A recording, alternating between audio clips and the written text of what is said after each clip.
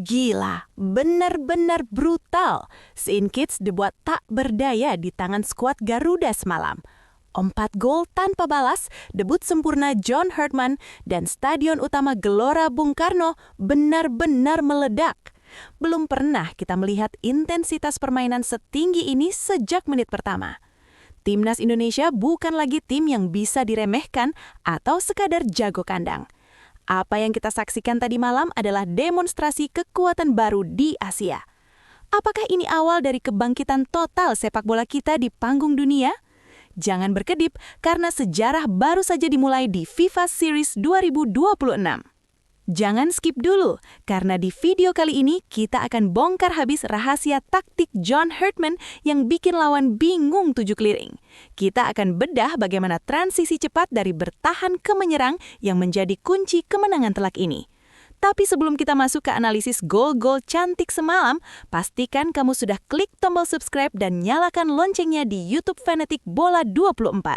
Jadi bagian dari komunitas penggila bola paling update di Indonesia agar kamu tidak ketinggalan informasi panas seputar Punggawa Garuda. Sudah subscribe? Oke, mari kita bedah pertandingannya lebih dalam.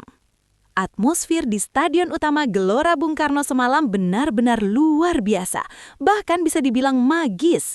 Lebih dari 60.000 supporter memadati tribun, menciptakan lautan merah yang mengintimidasi mental lawan bahkan sebelum peluit kick-off dibunyikan. Ini adalah pertandingan perdana di FIFA Series 2026, sebuah turnamen yang digagas FIFA untuk mempertemukan negara-negara dari konfederasi yang berbeda. Ekspektasi publik sangat tinggi terhadap tangan dingin John Herdman, pelatih yang pernah membawa Kanada ke Piala Dunia. Sejak menit pertama, sorakan Indonesia, Indonesia tidak berhenti menggema, membakar semangat para pemain yang tampil sangat agresif menekan pertahanan lawan. Menit ke-15, kebuntuan akhirnya pecah, berawal dari umpan terobosan cerdik dari lini tengah yang dilepaskan oleh Marcelino Ferdinand. Beckham Putra melakukan sprint maut yang meninggalkan bek-bek Saint Kitts yang tampak kaku. Dengan ketenangan luar biasa seperti striker kelas Eropa, dia mengecoh kiper lawan dan menceploskan bola ke gawang yang sudah kosong. Gol! 1-0 untuk Garuda. Taktik high pressing yang diterapkan Herdman terbukti sangat efektif. Pemain kita tidak membiarkan lawan bernafas sedikit pun, memaksa mereka melakukan kesalahan di area pertahanan sendiri. Hanya berselang 10 menit, Beckham Putra kembali menunjukkan kelasnya sebagai salah satu gelandang terbaik di tanah air. Melalui skema kerjasama 1-2 yang sangat rapi dan cepat di depan kotak penalti, Beckham melepaskan tendangan melengkung yang sangat presisi ke pojok kanan gawang. Brace untuk Beckham. Indonesia menjauh 2-0. Di sini kita melihat bagaimana visi bermain anak-anak muda kita sudah jauh meningkat. Mereka tidak lagi asal tendang, melainkan bermain dengan skema yang jelas dan terukur. Transisi dari posisi bertahan ke menyerang terlihat sangat halus, menunjukkan bahwa latihan fisik berat selama pemusatan latihan membuahkan hasil yang nyata. Memasuki babak kedua, John Herdman melakukan beberapa pergantian pemain yang sangat taktikal untuk menjaga tempo permainan agar tidak kendor. Masuknya tenaga baru seperti Ole Romeni memberikan dimensi serangan yang berbeda. Menit ke-53, sebuah sepak pojok yang sangat terukur menimbulkan kemelut hebat di depan gawang Saint Kitts. Ole Romeni yang berdiri di posisi yang sangat tepat tanpa ampun menyambar bola liar dengan tendangan voli keras.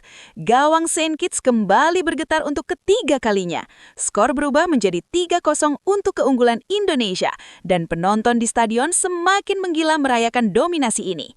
Pesta gol Garuda akhirnya ditutup dengan sangat manis oleh sang striker naturalisasi yang baru saja bergabung, Mauro Zylstra, di menit 75. Menerima umpan silang akurat dari sisi sayap kanan, Mauro menunjukkan insting predatornya. Dia melompat lebih tinggi dari bek lawan dan melepaskan sundulan tajam yang menghujam deras ke pojok bawah gawang. 4-0. Kemenangan ini membuktikan bahwa lini depan Indonesia kini memiliki kedalaman skuad yang sangat mengerikan. Siapapun yang dipasang, baik pemain lokal maupun naturalisasi, semuanya memiliki rasa haus gol yang sama besar dan mampu menerjemahkan instruksi pelatih dengan sempurna. Pasca pertandingan, John Herdman memberikan pernyataan yang cukup menarik dalam sesi konferensi pers. Meski timnya menang besar tanpa kebobolan, dia mengaku masih belum 100% puas. Herdman menekankan bahwa kreativitas tim di sepertiga akhir lapangan masih harus terus diasah, terutama saat menghadapi tim dengan pertahanan berlapis. Dia ingin Indonesia tidak hanya sekedar menang, tapi benar-benar mendominasi permainan dengan identitas sepak bola modern yang cepat dan efisien.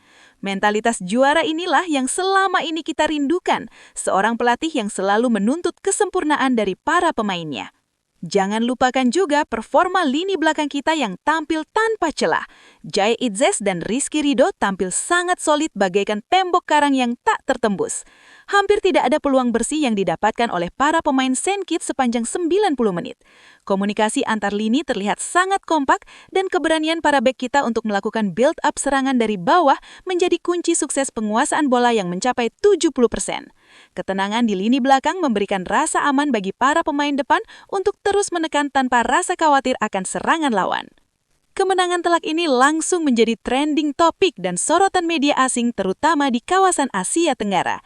Media-media dari Vietnam dan Thailand mulai ramai membahas transformasi kilat timnas Indonesia di bawah asuhan John Herdman.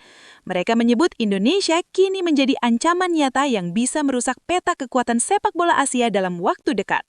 Pujian pun mengalir deras untuk progres fisik para pemain kita yang terlihat jauh lebih berotot dan memiliki stamina yang stabil hingga menit akhir.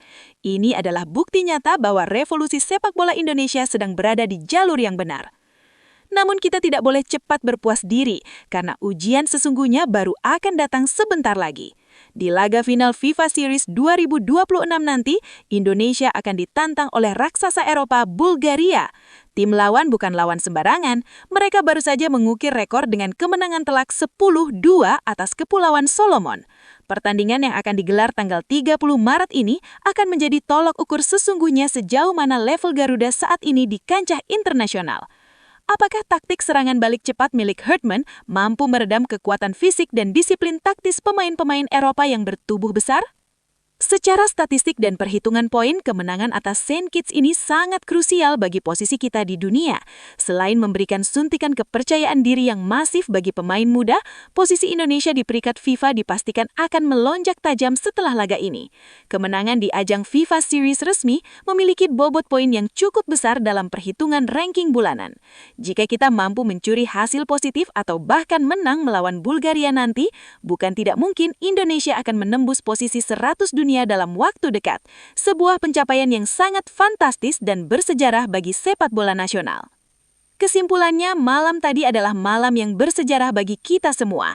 Kita melihat harapan baru, semangat juang yang luar biasa, dan gaya main yang jauh lebih modern dari sebelumnya. Kini bola ada di tangan para pemain untuk membuktikan konsistensi mereka.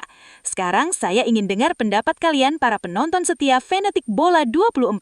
Menurut kalian siapa man of the match di pertandingan semalam? Dan berapa prediksi skor kalian untuk laga final melawan Bulgaria nanti ya? Tulis jawaban kalian di kolom komentar di bawah ya. Terima kasih sudah menonton video ini sampai habis. Jangan lupa like, share ke teman-teman pecinta bola lainnya, dan tetap dukung Garuda sampai mendunia. Sampai jumpa di video berikutnya hanya di Fanatik Bola 24.